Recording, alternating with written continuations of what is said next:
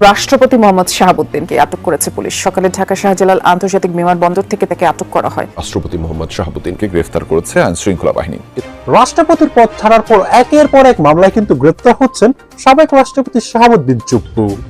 রাষ্ট্রপতি চুপ্পু, তার তো এতদিনে ফাঁসি হয়ে কঙ্কাল হয়ে যাওয়া দরকার ছিল। ফ্যাসিস্ট রেজিমের একজন রাষ্ট্রপতি হিসেবে বলা যায়, তাকে অতি সত্ত্বর এরকম গ্রেফতার করা উচিত। কিন্তু পদত্যাগ দিয়েই কি শেষ হচ্ছে শাহাবুদ্দিন চুপ্পু অধ্যায়, নাকি যে কোনো সময় হতে পারেন গ্রেফতার? একটি সূত্র বলছে দেশের প্রথম নারী রাষ্ট্রপতি হিসেবে জুবাইদা রহমানকে বেছে নিতে পারে বিএনপি। রাষ্ট্রপতির পদ ছাড়তে না ছাড়তে একের পর এক মামলা, গ্রেফতার হচ্ছেন সাবেক রাষ্ট্রপতি শাহাবুদ্দিন চুপ্পু। তবে কি দেশের নতুন রাষ্ট্রপতি হচ্ছেন ডক্টর জুবাইদা রহমান? হ্যাঁ দর্শক, এরকম একটা ইঙ্গিত কিন্তু মিলেছে সোশ্যাল মিডিয়াতে। তবে সত্যতা কতটুকু দর্শক, সেটা কিন্তু এখনো জানা যায়নি। তবে সাবেক রাষ্ট্রপতি শাহাবুদ্দিন চুপ্পু দর্শক, তার আমলনামা যতটা ভারী হয়েছে হাসিনার আমল, এমনকি জুলাই গণ অভ্যুত্থানের সময় যে নীরব ভূমিকা পালন করছে ফ্যাসিস্ট রাষ্ট্রপতি শাহাবুদ্দিন চুপ্পু, সেটার কর্মফল হিসেবে কিন্তু তাকে এবার জেলে যেতে হচ্ছে। এমনকি দর্শক, ঠিক হাসিনার যে অপরাধী এই রাষ্ট্রপতি শাহাবুদ্দিন চুপ্পুও কিন্তু সেম অপরাধী, কিন্তু অপরাধী। কারণ যখন 5 আগস্টের আগে দর্শক ছাত্রদের উপর নির্বিচারে গুলি চালিয়েছিল ওই ফ্যাসিস্ট হাসিনা, তখন কিন্তু এই শাহাবুদ্দিন চুপ্পু কিন্তু একেবারে নীরব ভূমিকা পালন করেছে। আর যার ফলশ্রুতিতে দর্শক তাকে একটা প্রসেসিং এর মাধ্যমে এবার রাষ্ট্রপতি পদ থেকে তো সরানো হয়েছেই, সঙ্গে কিন্তু গ্রেপ্তার হচ্ছে এই শাহাবুদ্দিন চুপ্পু। তবে তার বিরুদ্ধে কি কি অভিযোগ আনা হয়েছে এবং কোন ধারায় তার কি কি সাজা হতে পারে দর্শক, সেটার বিস্তারিত নিয়ে আমরা খুবই গুরুত্বপূর্ণ একটি প্রতিবেদন আপনাদের জন্য সাজিয়েছি, যেটা দেখলে পরবর্তী রাষ্ট্রপতি কে হচ্ছে দেশের সেটাও কিন্তু জানতে পারবেন। তাই আপনার কাছে অনুরোধ থাকবে দর্শক, আমাদের আজকের এই খুবই গুরুত্বপূর্ণ রিপোর্টটি একটু স্কিপ না করে একেবারে সম্পূর্ণ দেখবেন। তাহলে চলুন সম্মানিত প্রিয় দর্শক, কথা বাড়িয়ে আপনার মূল্যবান সময়টুকু আর নষ্ট না করে আগে আপনাকে সেই মূল রিপোর্টটি দেখিয়ে নিয়ে আসি, তারপর আরো বিস্তারিত আলোচনা করব। অবশেষে রাষ্ট্রপতির পদ থেকে পদত্যাগ করলেন মোহাম্মদ শাহাবুদ্দিন। কয়েকদিনের গুঞ্জন, বঙ্গভবনের প্রস্তুতি আর সামাজিক যোগাযোগ মাধ্যমের উত্তাল আলোচনা শেষে শুক্রবার বিকেলে স্পিকার হাফিজউদ্দিনের কাছে পদত্যাগপত্র জমা দিলেন তিনি। কিন্তু পদত্যাগ দিয়েই কি শেষ হচ্ছে শাহাবুদ্দিন চুপ্পু অধ্যায়, নাকি যে কোনো সময় হতে পারেন গ্রেপ্তার? জানবো আজকের এক্সপ্লেইনার। লন্ডনে গিয়ে শেখ হাসিনার সঙ্গে ফোনালাপ করেছেন শাহাবুদ্দিন চুপ্পু, এমন খবর গণমাধ্যমে প্রকাশ হওয়ার পরই রীতিমতো ক্ষোভে ফুটছিল নানা মহল। জুলাইয়ের সঙ্গে নতুন বাংলাদেশের সঙ্গে রীতিমতো বেইমানি করেছেন এমন মত এসেছিল। দাবি উঠেছিল তাকে ছেড়ে দিলে জুলাইয়ের সাথে রীতিমতো প্রতারণা করা হবে। এমনকি যে বিএনপি সরকার আওয়ামী লীগের রাষ্ট্রপতি হওয়া সত্ত্বেও তাকে সম্মানে বহাল রাখলো, সেই তারেক রহমান সরকারের সাথেও গাদ্দারি করেছেন রাষ্ট্রপতি, এমন কথা উঠেছিল। সেই ক্ষোভের রেশ ধরেই শেষ পর্যন্ত এলো পদত্যাগের খবর। সংসদ সচিবালয় সূত্র নিশ্চিত করেছে শুক্রবার বিকেল 5টায় জাতীয় সংসদ ভবনের শপথ কক্ষে জরুরি সংবাদ সম্মেলন ডাকেন স্পিকার হাফিজউদ্দিন আহমদ, যেখানে রাষ্ট্রপতির পদত্যাগের বিষয়টি আনুষ্ঠানিকভাবে জানানো হয়। সংবিধান অনুযায়ী পদত্যাগপত্র জমা দিতে হয় স্পিকারের কাছেই, আর সে কারণেই চিকিৎসার জন্য থাইল্যান্ডে থাকা স্পিকারের নির্ধারিত সময়ের 2 দিন আগেই দেশে ফেরাটা এতদিন আলোচনার জন্ম দিয়েছিল। এখন 54 অনুচ্ছেদ অনুযায়ী নতুন রাষ্ট্রপতি নির্বাচিত না হওয়া পর্যন্ত সেই দায়িত্ব সামলাবেন স্পিকার নিজেই ভারপ্রাপ্ত রাষ্ট্রপতি হিসেবে।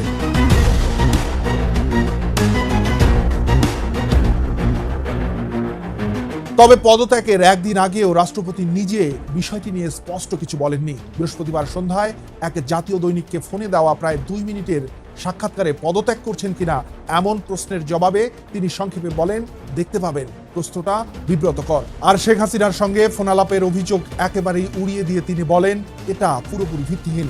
কারো যদি মাথা খারাপ হয় সে এ ধরনের কথা বলতে পারে। নিজের তখনকার অসুস্থতার প্রসঙ্গ টেনে তিনি জানান, সে সময় তিনি ছিলেন মৃতপ্রায়, চিকিৎসাধীন। শেষ পর্যন্ত অবশ্য অসুস্থতার কারণ দেখিয়ে তিনি বিদায় নিলেন বলে সংশ্লিষ্ট সূত্রগুলোর ভাষ্য। এদিকে পদত্যাগের খবর ছড়িয়ে পড়ার পর মোহাম্মদ শাহাবুদ্দিন গণমাধ্যমকে বলেন, এটা তো সর্বজন বিদিত, আমার মুখ থেকে শুনে কি লাভ? I am sick, so it is done. পদত্যাগপত্রে স্বাক্ষর করা হয়ে গেছে কিনা জানতে চাইলে তিনি বলেন, বলে দিয়েছি, বুঝে নেন। পদত্যাগের কারণ জানতে চাইলে তিনি বলেন, আমি বিভিন্ন জটিল রোগে আক্রান্ত, তবে এ বিষয়ে এই মুহূর্তে আর তেমন কিছু বলার নেই বলে জানান তিনি। এদিকে পদত্যাগপত্রে বাংলাদেশের সদ্য বিদায়ী এই রাষ্ট্রপতি লিখেন, আমি গুরুতর অসুস্থ, হৃদরোগ, উচ্চ রক্তচাপ, ডায়াবেটিস ও কিডনি জটিলতায় ভুগছি। আমার হৃদযন্ত্রে বাইপাস সার্জারি হয়েছে। ইদানিং স্বাস্থ্য পরীক্ষায় অটোনমিক নিউরোপ্যাথি রোগ শনাক্ত হয়েছে। এই রোগের কারণে আমি মাঝে মাঝে ক্ষণিক অচেতন হয়ে যায়। রোগসমূহের প্রাদুর্ভাবে শারীরিক ও মানসিক অসমর্থতার কারণে রাষ্ট্রপতির মতো গুরুত্বপূর্ণ সাংবিধানিক পদের দায়িত্ব পালন করা আমার পক্ষে সম্ভব হচ্ছে না। আমার দীর্ঘমেয়াদে চিকিৎসা প্রয়োজন। এ মতাবস্থায় সংবিধানের 50-3 অনুচ্ছেদের বিধান অনুযায়ী আমি রাষ্ট্রপতির পদ থেকে পদত্যাগ করছি। এবার আসল প্রশ্নে ফেরা যাক। গ্রেপ্তার কি হতে পারেন শাহাবুদ্দিন চুপ্পু?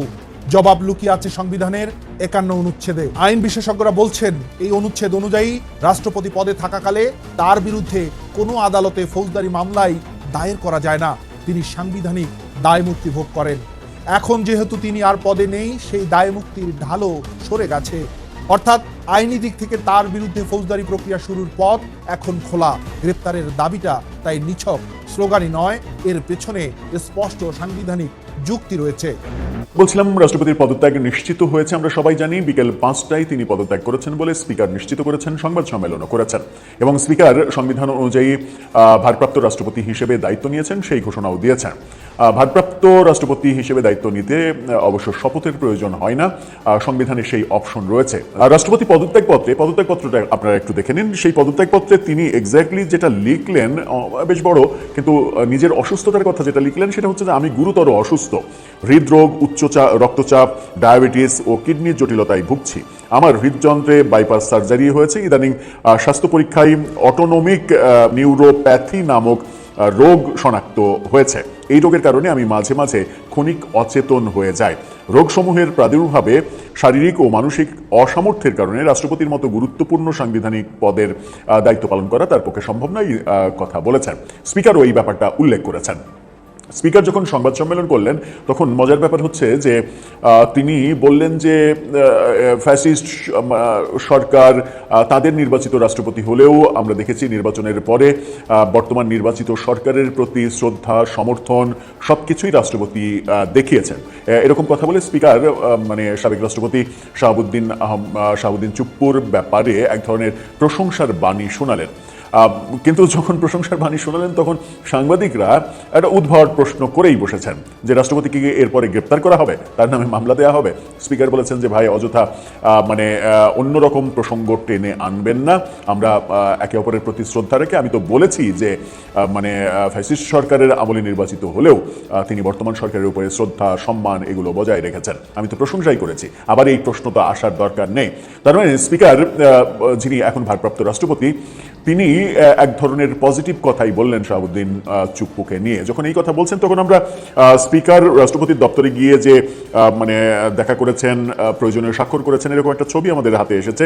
সেই ছবিটা দেখে নিতে পারেন, যেখানে দেখা যাচ্ছে রাষ্ট্রপতি, মহামান্য রাষ্ট্রপতি তখন পর্যন্ত যিনি ছিলেন শাহাবুদ্দিন চুপ্পু, তিনি তার আসনে, পাশের আসনে স্পিকার বসে প্রয়োজনীয় সই স্বাক্ষর করছেন রাষ্ট্রপতির দায়িত্ব নেওয়ার জন্য। এই ব্যাপারগুলো আমরা দেখছি এবং এই ব্যাপারগুলো যখন আমরা দেখছি তখন আমরা দেখছি যে আন্তর্জাতিক গণমাধ্যমেও এটা ফলো করে প্রচার করা হচ্ছে। রয়টার্সের এই খবরটা দেখে নিতে পারেন।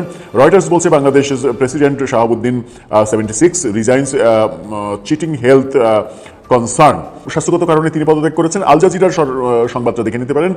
বাংলাদেশ প্রেসিডেন্ট মোহাম্মদ শাহাবুদ্দিন রিজাইন্স, মানে এই আল জাজিরা কিংবা রয়টার্স সহ বিশ্ব গণমাধ্যমে এটা গুরুত্বপূর্ণ খবর হিসেবে প্রকাশ করা হয়েছে এবং ভারতীয় গণমাধ্যমেও এটা প্রকাশিত হয়েছে। বাংলাদেশের গত 2 বছরে যে অবস্থা, রাজনৈতিক অবস্থা, তাতে বাংলাদেশ আন্তর্জাতিক গণমাধ্যমে একটা বড় সাবজেক্ট হয়েছে। সেই কারণেই রাষ্ট্রপতির এই পদত্যাগটা বিশ্ব গণমাধ্যমে, এমনকি রয়টার্সের ওয়েবসাইটে যখন এই ভিডিও করার আগে পর্যন্ত চেক করি তখন পর্যন্ত রয়টার্সের ওয়েবসাইটে রাষ্ট্রপতির এই পদত্যাগ ইস্যুটা কিন্তু তাদের লিড নিউজ ছিল, এতটাই গুরুত্ব তারা দিয়েছে।